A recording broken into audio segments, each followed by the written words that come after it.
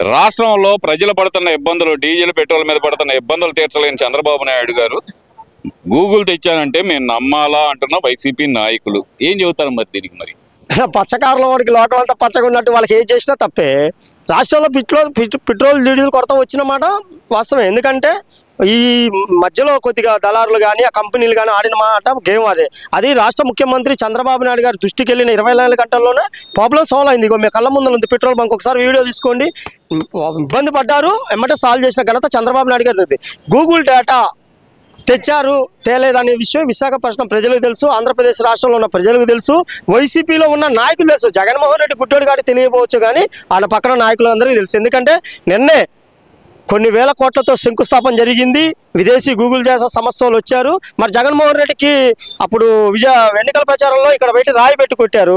అదేమైనా కళ్ళకు తగిలేమైనా కళ్ళు పోయినాయో కనబడలేదో నాకే తెలియదు కానీ నిన్న మాత్రం గూగుల్ డేటా ఓపెన్ అయిన సంగతి రాష్ట్ర ప్రజలకి, దేశ ప్రజలకి, అందరికి తెలుగు ప్రజలందరికీ తెలుసు అన్న.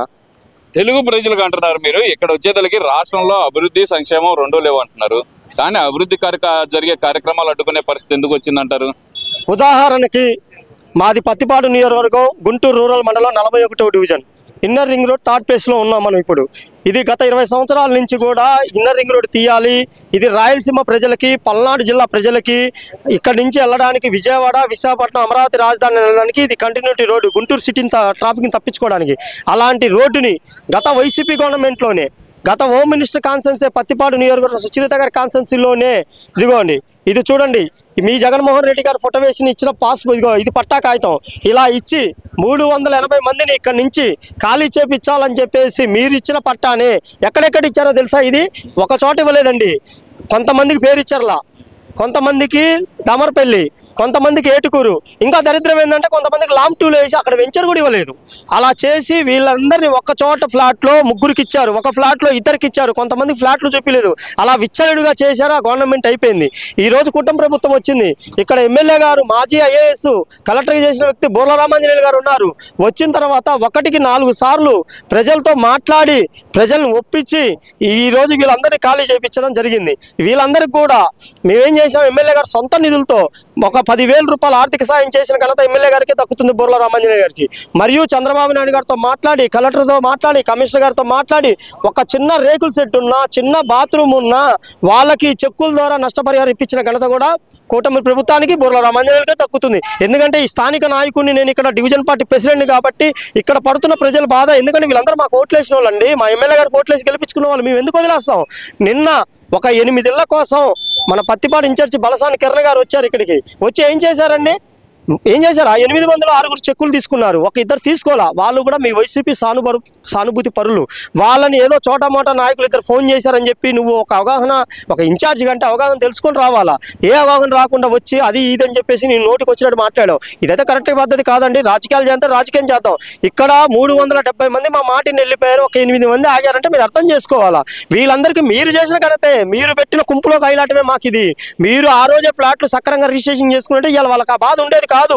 ఇవాళ అప్పటికి కూడా రామాంజనేయులు గారు కలెక్టర్ గారితో మాట్లాడి ఇక్కడ టిక్కో డబుల్ బెడ్రూమ్లో 80 శాంక్షన్ ఖాళీలు అవుతే ఆ 80 కూడా ఈ థర్డ్ ప్లేస్లో పోయే వాళ్ళకే ఇచ్చాం. దానికి నేనే సాక్ష్యం. వాళ్ళు కాపురాలు చేస్తున్నారు, ఇంకా మేము ఆ లేఅవుట్లలో ఉన్నారు, ఎమ్మెల్యే గారు సరి చేస్తున్నారు, వాళ్ళు పంపించడానికి మేము స్థిరపడి ఉన్నాం. వాళ్ళకి ఏం న్యాయం చేయాలన్నా తెలుగుదేశం పార్టీ కూటమి నాయకులు, ఎమ్మెల్యే బోర్ల రామాంజనేయులు గారు, ఇక్కడ స్థానికంగా ఉన్న కూటమి నాయకులు అందరం కట్టుబడి ఉన్నాం. మీరు నిన్న ఒక మాట అన్నారు, చంద్రబాబు నాయుడు గారు వస్తే ఏదో అన్నారు.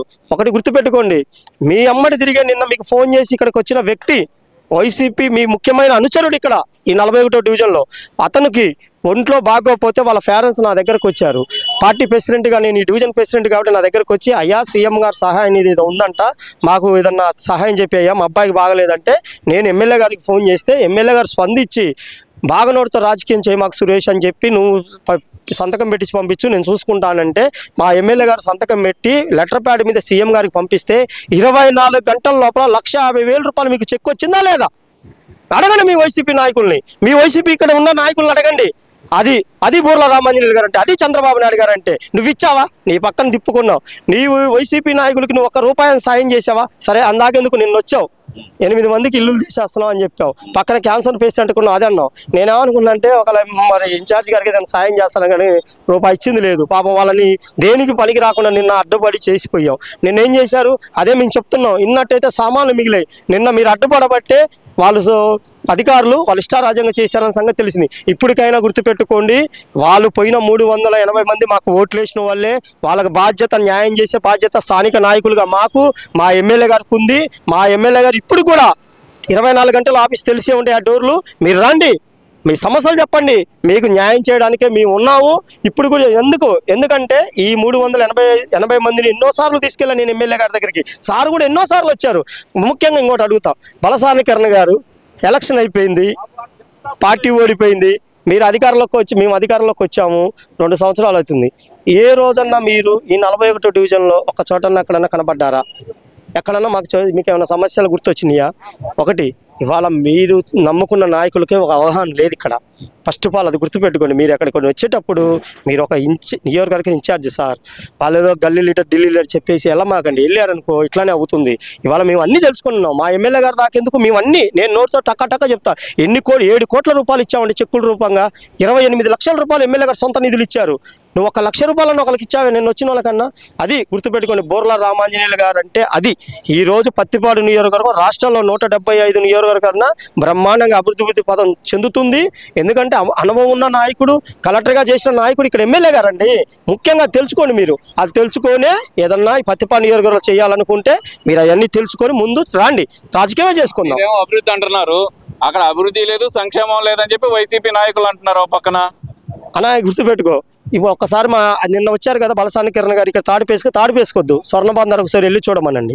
వాళ్ళు ఉన్నప్పుడు ఎన్ని గుంతలు ఉన్నాయి, మేము వచ్చిన తర్వాత ఎన్ని రోడ్లు వేసాం. ఈ 2 సంవత్సరాలు కాకముందే ఈ 41వ డివిజన్కి 12 నుంచి 15 లక్షలు ఇచ్చిన ఘనత రామాంజనేయులు తక్కుతుంది. ఇవాళ వెళ్ళి చూడండి, మీ వైసీపీ నాయకులు ఇళ్ళ ముందర రోడ్లు వేసాం, మీ వైసీపీ నాయకుల కాలగట్టాం, ప్రజల ఇళ్ళ కట్టాం. ఇలా 41వ డివిజన్లో డెవలప్మెంట్ అనేది ప్రతి ఒక్కటి బాగా జరుగుతుంది. మీరు డెవలప్మెంట్ లేదని చెప్పి మీరు చెప్తే ప్రజలు నమ్మాలండి. ప్రజలు నమ్మాలా. ప్రజలు నమ్మితే ఓకే, మీకు ప్రజలు నమ్మారు కాబట్టి 11 సీట్లతో మమ్మల్ని పక్కన కూర్చోబెట్టారు, బాగా నమ్మారు మిమ్మల్ని. 11 సీట్లతో పక్కన కూర్చోబెట్టినంత మాత్రాన అయిపోలేదు. 2029 అధికారం మాదే, మేము వస్తాము, సినిమా చూపిస్తాం అంటున్నారు. అదే చెప్పట్లా. 2019లో ఒక ఛాన్స్ ఇచ్చినందుకే రాష్ట్రాన్ని 3 ముక్కలాట అని 3 రాజధానులు అని చెప్పి ఏది గతి లేకుండా చేసిన ఘనత వైఎస్ఆర్ కాంగ్రెస్ పార్టీ జగన్మోహన్ రెడ్డి గారికి తక్కుతుంది. ఇవాళ ఇది ఓడిపోయారు అన్నా. ఇంకొక విషయం అడిగేవాడు చెప్తా, అభివృద్ధి కనబట్టలేదు. మరి ఇదే జగన్మోహన్ రెడ్డి మావి గన్ను ఏదో అంటున్నాడు. ఏ గన్నో నాకు తుక్కుపట్టిన గన్నో నాకు అర్థం కావట్లేదు. కానీ విజయవాడ, మచిలీపట్నం, గుంటూరు ఏదో అంటున్నాడు. మరి ఈ 5 సంవత్సరాలు కార్తిపల్లిదో వేడాడ.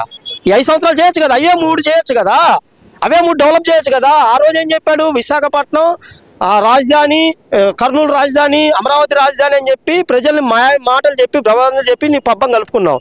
ఇవాళ అధికారం పోయేసరికి పబ్జీ గేమ్ ఆడుకుంటా తాడేపల్లిలో నీకు ఏం చేయలేక మావి కన్నా అంటావు, తుక్కుపట్టిన కన్నా అంటావు. అసలు నిన్ను ఎవడు పట్టించుకోవట్లేదు, నిన్ను నమ్మే పరిస్థితిలో జనాలు లేరు.